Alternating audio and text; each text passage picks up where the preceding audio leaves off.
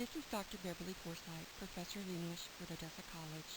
Today's paper topic is a Disney cartoon self-analysis. Who is the cartoon you? Often we recognize ourselves in the various characters and cartoons we see on television. For this assignment, you will select a Disney cartoon character with whom you identify.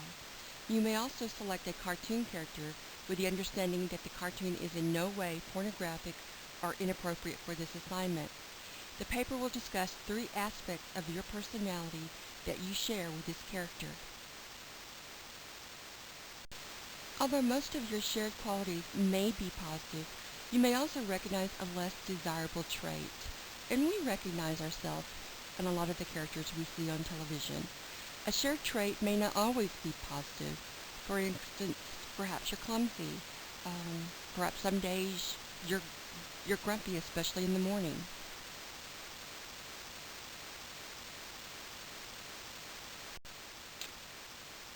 I'm often surprised to learn that students feel they look like a specific character. I've had students that are very, very thin, lightweight, and they say they physically resemble certain characters in certain Disney movies. You might look at your physical characteristics.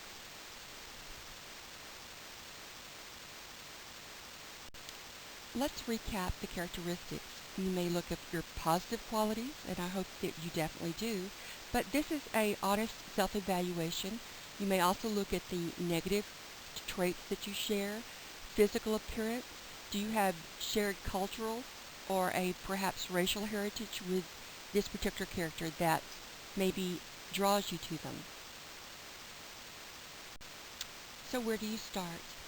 There are numerous sites on the internet that discuss the various Disney characters and their personalities. One site you might want to look at is quizfarm.com. Although this is not an academic site, it can definitely introduce you to several of the characters and maybe give a little insight into your personality. Students ask me all the time, how do I start?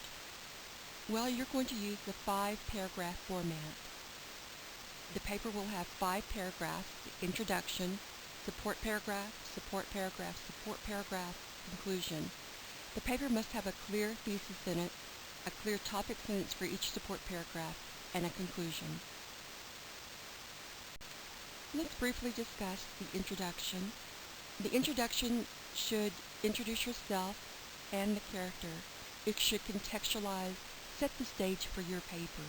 For instance, if you're a 40-year-old man, you're going to tell me that and then introduce your character. If you're a 17-year-old cheerleader, I need to know that, and then you're going to introduce the character.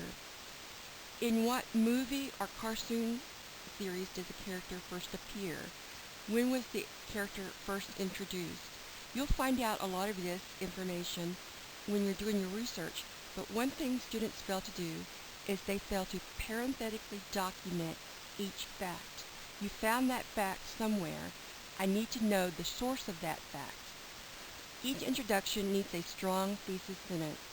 The thesis sentence is the last sentence in the introduction, and for this assignment I provided 2 sample thesis sentences. I identify with the Disney character blank for several reasons. Here's another sample thesis sentence. I identify with blank, a Disney cartoon character, for 3 main reasons. One thing I want you to do, and I've already emphasized this once, is to document each fact in each sentence. Let me repeat this. Each fact in each sentence must be parenthetically documented. What is the source for each fact? Right now you're only dealing with 2 to 4 sources. Really, I don't want any more than that, 4 sources. But as you advance in your college career, the works cited list may be very long, and eventually you may be dealing with dozens of sources. But right now, even though you're only using 2 sources, each fact in each sentence must be parenthetically documented. I often have students ask me what I'm looking for in a paper. Well, a paper, unlike many other courses, in English we look at so many elements.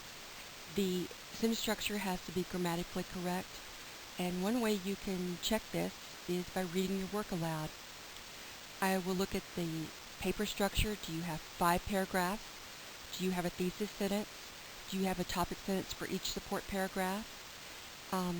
In your support paragraphs, have you engaged in critical analysis? Have you explained how you are like the character? I will look for a specific example that you use on the character, and then I will look for a specific example of how you are like the character. Does your paper apply the MLA documentation format? Have you underlined the book or movie? It doesn't have to be underlined, it can be italicized, but you must be consistent. Do not use a contraction in a formal paper. Do not use the pronoun you in a formal paper. Make sure you review your quotation rules. Always set up a quotation. Parenthetically document a quotation. You will always, always, always document a fact. If that fact is not common, always include the URL for a citation in the work cited. You will find a lot of the more current books are saying you don't have to. For this class, I want you to include the URL in the work cited, and you will include the movie, book, or the name of the cartoon series in the work cited. Some proofing tips.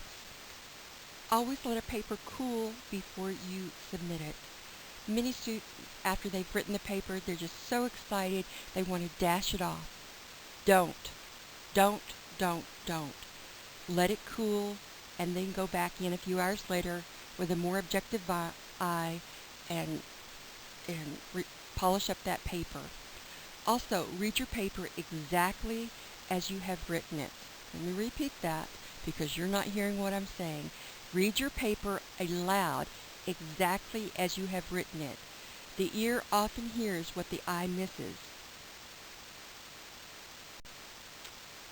Okay, one thing I want you to be especially diligent regarding, and that is to make sure that you paraphrase. Paraphrase is when you put another writer's words into your own words. You take a fact and you put it, you say it, and you use your words. You also might submit your paper to one of the free plagiarism detection sites before submitting your paper for a grade. In fact, SafeAssign is so sophisticated, and SafeAssign is a plagiarism detection software, that it will match a phrase or a sentence that is in your paper exactly to a phrase or sentence on the internet. So when you find something you like, if you find a fact, you make sure you document the fact. Then you make sure that you paraphrase it. You put it in your own words.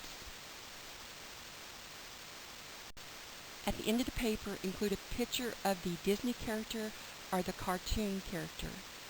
Since I'm unfamiliar with a lot of the Disney characters, and especially a lot of the new contemporary cartoons, I'd like to see a picture of the character you selected.